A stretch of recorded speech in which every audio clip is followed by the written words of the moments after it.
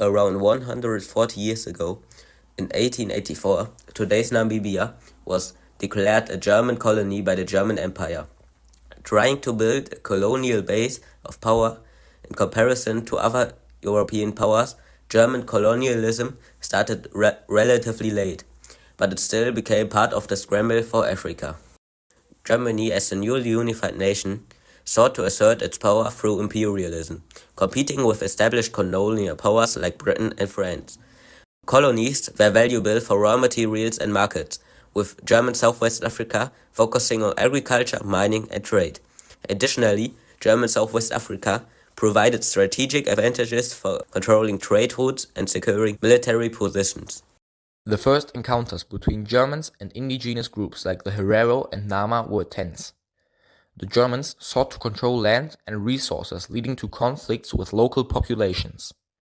The Herero and Nama uprising was caused by harsh German colonial policies like land theft and forced labor. As the German authorities became more oppressive, the Herero and Nama people, who were suffering really bad, grew resentful and angry. The uprising began in 1904, led by Herero chief Samuel Herero. The Herero initially had some victories against German settlers and troops. However, the Germans responded with extreme violence, burning villages and killing many rebels. The Nama, led by Jan Bloem, joined in but faced similar harsh treatments. The fighting caused heavy casualties on both sides. German leaders, especially General Lothar von Trotha, used brutal tactics to crush the uprising. In 1904, von Trotha ordered the extermination of the Herero people, leading to mass death from starvation, disease, and exposure as they were forced into the desert. The Nama suffered similar losses. By the end of the conflict, thousands of Herero and Nama had died, making this one of the first genocides of the 20th century.